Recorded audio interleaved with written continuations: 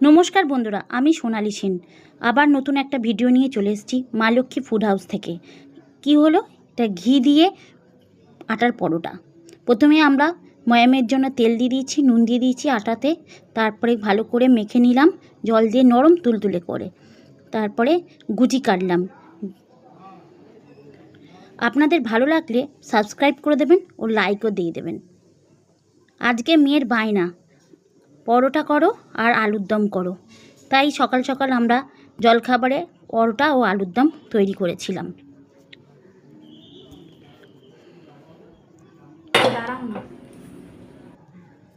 বেলে নিয়ে সেঁকলাম।